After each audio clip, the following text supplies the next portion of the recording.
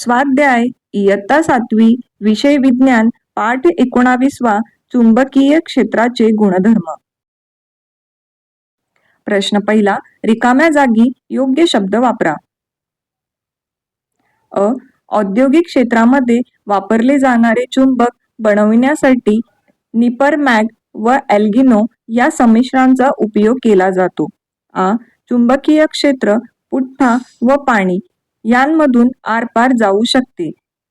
चुंबकीय क्षेत्राची तीव्रता बल रेषांच्या साहाय्याने दर्शवतात. चुंबकाची खरी कसोटी प्रतिकर्षण ही आहे. 2. सांगा मी कोणाशी जोडी लावू? गट होकायंत्र. उत्तर सूचीचुंबक. कपाटाचे दार. उत्तर चुंबक. प्रतिकर्षण. उत्तर सजातीय ध्रुव. चुंबकीय ध्रुव. उत्तर सर्वाधिक चुंबकीय बल. कृत्रिम चुंबक तयार करण्याच्या 2 पद्धतींमधील फरक सांगा. एकस्पर्शी पद्धत व द्विस्पर्शी पद्धत या 2 कृत्रिम चुंबक तयार करण्याच्या पद्धती आहेत. एकस्पर्शी पद्धत. एका पट्टी चुंबकाचा N ध्रुव एका पोलादी पट्टीच्या अ या टोकापासून ब या टोकापर्यंत घासत नेतात. ही क्रिया 15 ते 20 वेळा केली असता पोलादी पट्टीत चुंबक तत्व निर्माण होते. या पद्धतीला एकस्पर्शी पद्धत असे म्हणतात.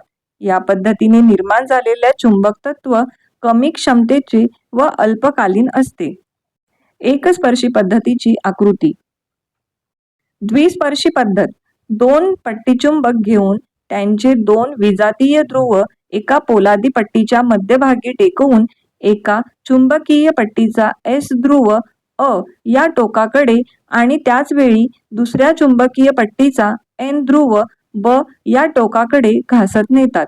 ही क्रिया 15 ते 20 वेळा केली असता पोलादी पट्टीत चुंबक तत्व निर्माण होते. या पद्धतीला द्विस्पर्शी पद्धत असे म्हणतात. द्विस्पर्शी पद्धतीची आकृती. विद्युत चुंबक तयार करण्यासाठी कोणकोणत्या पदार्थांचा उपयोग करता येतो?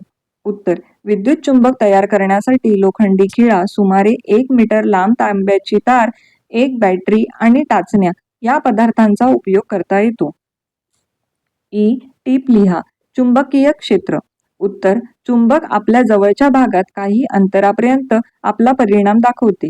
चुंबकाभोवतीच्या ज्या भागात वस्तूवर चुंबकीय बल कार्य करते त्या भागास चुंबकीय क्षेत्र असे म्हणतात. चुंबकाभोवतीचे चुंबकीय क्षेत्र चुंबकीय बलरेषांनी दाखवता येते. होकायंत्रात चुंबक सूचीचाच वापर का केला जातो? उत्तर चुंबकाच्या गुणधर्मानुसार होकायंत्रातील मुक्तपणे फिरू शकणारी चुंबक सूची नेहमी दक्षिणोत्तर याच दिशांना स्थिर राहते.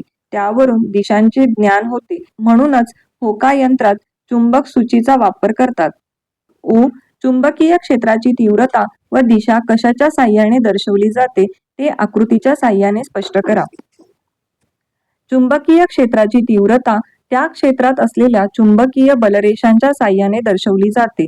एक एकक क्षेत्राच्या भागातून त्या भागाला लंब दिशेने किती बलरेषा जातात त्यावरून त्या ठिकाणी असलेल्या चुंबकीय क्षेत्राची तीव्रता समजते.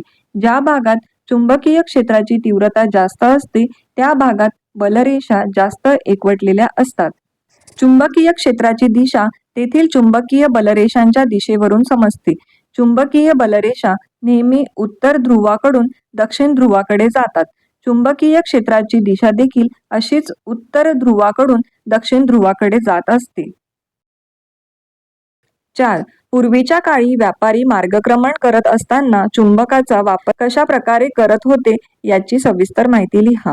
उत्तर पूर्वीच्या काळी व्यापारी मार्गक्रमण करत असताना दिशा समजण्यासाठी होकायंत्राचा वापर करत असत.